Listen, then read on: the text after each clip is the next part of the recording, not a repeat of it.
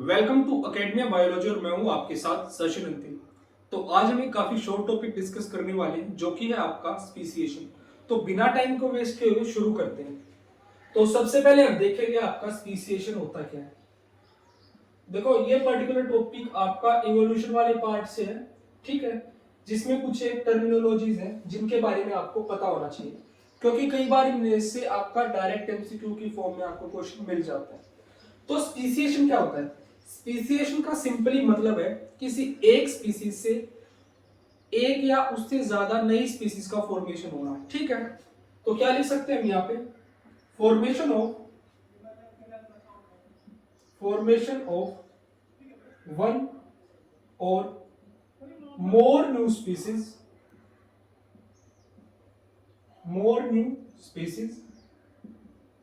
From a single species, ठीक है। यानी कि किसी एक स्पीसीज से एक या एक से ज्यादा नई स्पीसीज का फॉर्मेशन होना आपका स्पीसीएशन कहलाता है। सपोज करो यहाँ पे आपके पास ये कोई एक स्पीसीज S1 थी, ठीक है। तो इसी स्पीसीएशन में किसी तरह से कोई चेंज होके कोई नई स्पीसीज फॉर्म हो जाती है, जैसे S2 या S3। तो जो ये नई स्पीसीज के फॉर्मेशन का प्रोसेस है, इसी को हम बोलते हैं आपका स्पीसीएशन। चार तरह का स्पीसीएशन हम यहाँ आज देखने वाले हैं। तो शुरू करते हैं। सबसे फर्स्ट जो है वो है आपका एलोपेट्रिक स्पीसीएशन।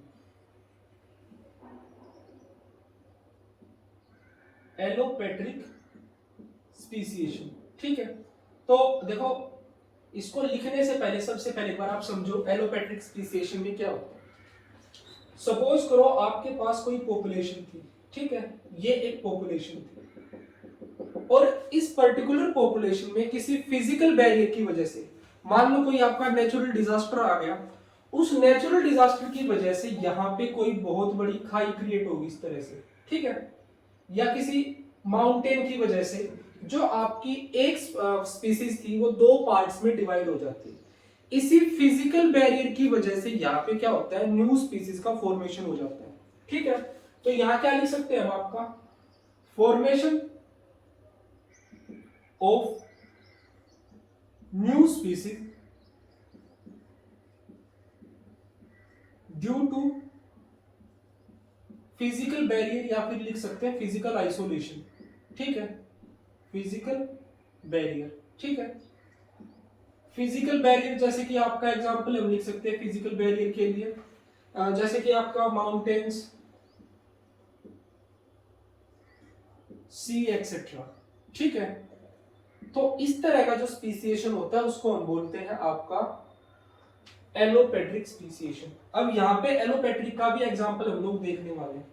एलोपेट्रिक का एग्जांपल है आपका formation of Darwin finches in Galapagos island. तो एग्जांपल क्या आपका? फॉर्मेशन ऑफ डार्विन फिंचेस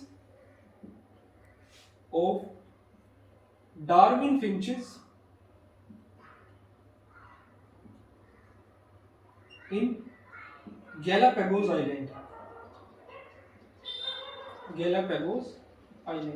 ठीक है। तो यहां पे जो इंपॉर्टेंट चीज आपको याद रखने की वो क्या है आपका? फिजिकल आइसोलेशन या फिजिकल बैरियर की वजह से नई स्पीसीज यहाँ पे फॉर्म होती है, ठीक है। फिर दूसरा जो आपका आता है वो है आपका सिम्पेट्रिक स्पीसीएशन। सिम्पेट्रिक स्पीसीएशन, ठीक है। तो सिम्पेट्रिक स्पीसीएशन को पहले हम समझते हैं। देखो, एलोपेट्रिक में तो क्या हुआ था, आपका फिजिकल बैरियर की वजह से आपकी नई स्पीसीज फॉर्म हो रही थी। बट सिम्पेट्रिक स्पीसीएशन के केस में देखो, मान लो हमारे पास ये कोई पॉपुलेशन थी, ठीक है। इस पॉपुलेशन में आपकी किसी प्रकार का फिजिकल बैरियर यहाँ पे नहीं आएगा। फिजिकल बैरियर ना होने के बावजूद यहाँ पे कुछ बिहेवियर में चेंज आ सकते हैं, या फिर रिप्रोडक्शन के जो पैटर्न है उनमें किसी प्रकार के चेंज आ सकते हैं, जिसकी वजह से यहाँ पे न्यू स्पीसीज का फॉर्मेशन हो जाता है, ठीक है। तो इसमें क्या आपका formation of new species, formation of new species due to temporal behavioural और टेम्पोरल बिहेवियरल, ठीक है, या फिर आपका रिप्रोडक्टिव आइसोलेशन हम यहां लिख सकते हैं, या फिर रिप्रोडक्टिव आइसोलेशन, रिप्रोडक्टिव आइसोलेशन, ठीक है, that form new species, that form new species. ये हो गया आपका सिम्पेट्रिक स्पीसीएशन। इसमें आपका जो सबसे इंपॉर्टेंट चीज है वो है आपका ये वर्ड आपको पता होना चाहिए कि सिम्पेट्रिक स्पीसीएशन में होता है आपका रिप्रोडक्टिव आइसोलेशन। सिम्पेट्रिक में आपका किसी भी तरह से फिजिकल बैरियर नहीं होते हैं, यहाँ पे आपके बिहेवियरल बैरियर हो सकते हैं या फिर आपका रिप्रोडक्टिवली आइसोलेटेड स्पीसीज हो सकते हैं, ठीक है। तो दो स्पीसीएशन के टाइप हमने देख लिए। नेक्स्ट आता है आपका allopatric, sympatric, and the third is parapatric speciation. Parapatric speciation, तो देखो पैरापेट्रिक स्पीसीएशन में क्या होता है, जब आपकी कोई एक स्पीसीज किसी न्यू हैबिटेट में चली जाती है तो नए हैबिटेट में जाने की वजह से वहां पे कुछ उनके बैरियर्स क्रिएट हो जाते हैं जिसकी वजह से जीन फ्लो रुक जाता है। तो यहां पे हम क्या लिख सकते हैं, formation of new species, formation of new species when a species moves to a new niche or habitat, new निश या फिर हैबिटेट, ठीक है। तो इसमें क्या होता है, जो आपकी कोई एक स्पीसीज होती है वो किसी नए हैबिटेट में चली जाती है और नए हैबिटेट में जाने की वजह से वहां पे जीन फ्लो रुक जाता है, ठीक है। तो लिख सकते हैं इसमें हम occupancy of new habitat, occupancy of new habitat restrict the gene flow, restrict the gene flow, ठीक है। तो इसकी वजह से क्या हो जाता है, आपकी एक नई स्पीसीज की फॉर्मेशन हो जाती है। तो यहां पे आपका जो इंपॉर्टेंट चीज याद रखना वो क्या है आपका, when a species moves to a new niche और हैबिटेट, ये आपको यहां पे पता होना चाहिए। जब नए निश या हैबिटेट में मूव करेंगे तो जो स्पीसीज फॉर्म होगी उसको हम बोलते हैं आपका पैरापेट्रिक स्पीसीएशन। एग्जांपल हम यहां पे लिख सकते हैं आपका flightless grass hopper, flightless grass hopper और आपके स्नेल्स, ठीक है। तो आई होप कि आपको ये तीनों स्पीसीएशन के टाइप समझ आए होंगे। उसी में आपका जो फोर्थ टाइप है स्पीसीएशन का वो है आपका क्वांटम स्पीसीएशन, क्वांटम स्पीसीएशन। तो देखो क्वांटम स्पीसीएशन में क्या होता है, जब आपकी किसी पेरेंटल स्पीसीज से बिल्कुल अलग टाइप की एक नई डिफरेंट स्पीसीज क्रिएट हो जाती है due to genetic drift, suddenly कोई न्यू स्पीसीज क्रिएट हो जाती है जब किसी पेरेंटल पॉपुलेशन से, तो उसको हम बोलते हैं आपका क्वांटम स्पीसीएशन, ठीक है। Formation of a new or we can say totally different species, for a totally different species, totally different species from a semi-isolated, from a semi-isolated parental species, ठीक है, from a semi-isolated parental species। इस तरह के speciation को हम बोलते हैं quantum speciation.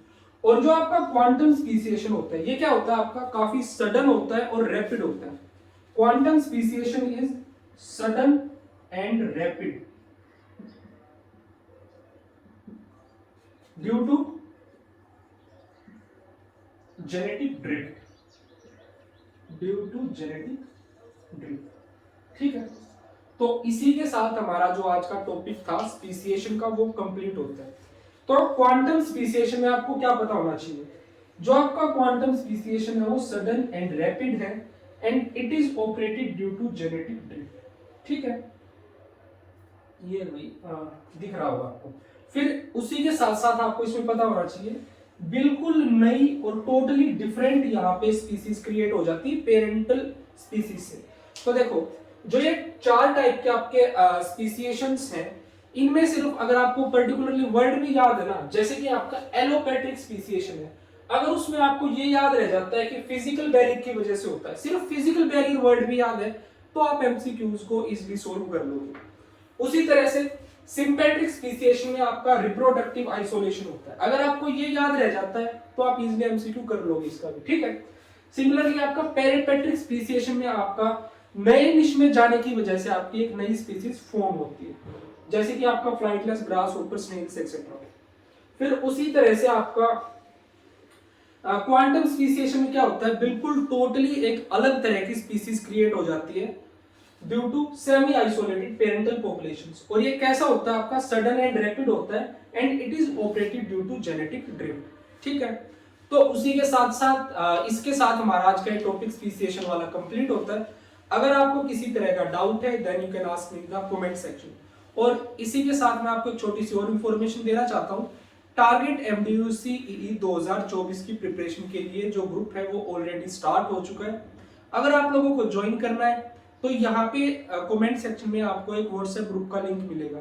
जो ये व्हाट्सएप ग्रुप का लिंक है ये टेम्परेरी ग्रुप का लिंक है, मतलब इस ग्रुप में आप ऐड हो जाओगे, पर मेन ग्रुप में आपको तभी ऐड किया जाएगा जब आप सब्सक्रिप्शन जो चार्जेस है उनको पे कर दोगे। और जो आपको सब्सक्रिप्शन मिलने वाली है उसमें आपको सारा का सारा जो स्टडी मटेरियल है PDF की फॉर्म में मिलेगा। उसके साथ साथ आपको क्वेश्चंस मिलेंगे, आपको नए क्वेश्चंस भी मिलेंगे कि किस तरह से अपनी प्रिपरेशन को करना है, एंड प्रीवियस ईयर क्वेश्चंस तो आपको जरूर मिलेंगे ताकि आप एनालाइज कर पाओ कि जो ये एग्जाम का लेवल है वो कितना मतलब आपको कितना पढ़ना सफिशिएंट रहेगा। वैसे मेरे चैनल पे काफी सारे लेक्चर्स MDU-CE की प्रिपरेशन के लिए ऑलरेडी एग्जिस्ट कर रहे हैं, तो उनको तो बिल्कुल ही मत छोड़ना, तो उनको तो कर लेना। ठीक है, और इसी के साथ अगर आपको कोई सब्सक्रिप्शन से रिलेटेड कोई डाउट है तो आप मुझे डायरेक्टली टेक्स्ट कर सकते हो व्हाट्सएप पे या फिर कॉल करके पूछ सकते हो।